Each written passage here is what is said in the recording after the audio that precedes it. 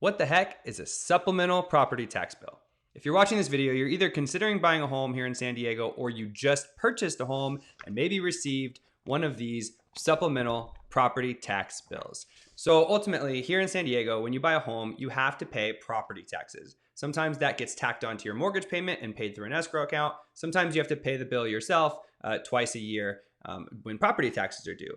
Now, depending on your county, that's going to range somewhere from just under 1% to about 1.5% of your sale price. Here in La Mesa, where I live, it's about 1.17% of the sale price of a home that you pay each year in property taxes. So what that consists of is a baseline rate, somewhere around 1%, and then some additional stuff that your municipality has voted on through in the form of bonds or measures that goes on your property taxes to pay for services around your city. So for example, here in La Mesa, I've got yearly add-ons for the elementary school, the high school, community college, as well as some water charges and some fixed charges to do with mosquito surveillance and sewer charges. And that's fine. That's normal property taxes. Most homeowners know about that. And again, like I said before, it's probably calculated into your monthly payment and paid through an escrow account, or you just pay for it yourself twice a year.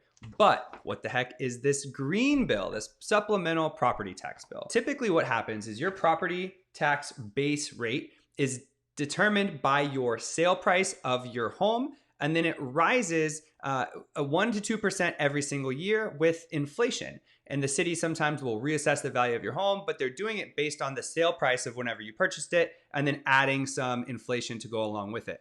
But as we know, the actual housing market usually inflates far faster than the rate of inflation. Whereas every single year, your property value in the eyes of the city might go up 1 or 2%. We know there's been years over the past decade where the housing market's gone up 10 or 15%. But the city doesn't know that until you go to sell your house and register a new sale price. What we're seeing now in 2023 is a lot of people who are buying homes that maybe hadn't previously sold for 10 or 15 or 20 years or longer. So for example, I bought my home in 2021, early 2021, but the previous sellers bought the house in 1980. So there was like 40 years where they owned that home, and where the assessed value in the eyes of the city went up maybe 1 or 2%. We all know that the prices in 1980 to 2021 dramatically outpaced that.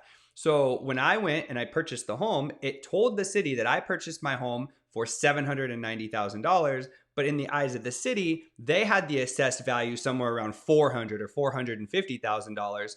And so what I got was a supplemental property tax bill for the difference of my sale price of $790,000 and their assessed value of $450,000 or whatever. And I had to pay a property tax on the difference between those two numbers. So that might not always be the case. In fact, if you're buying for less than what the previous owner bought for, you wouldn't have a supplemental property tax bill. But here in 2023, it's very unlikely that you're buying the home for less than what the previous seller bought it for. More than likely, you're buying it for more than what they paid for it. And I'm assuming the housing market also outpaced the assessed value increases. So if you're thinking about buying a home anytime in the next year, or you recently bought a home, be on the lookout for an extra supplemental property tax bill that you're gonna have to pay.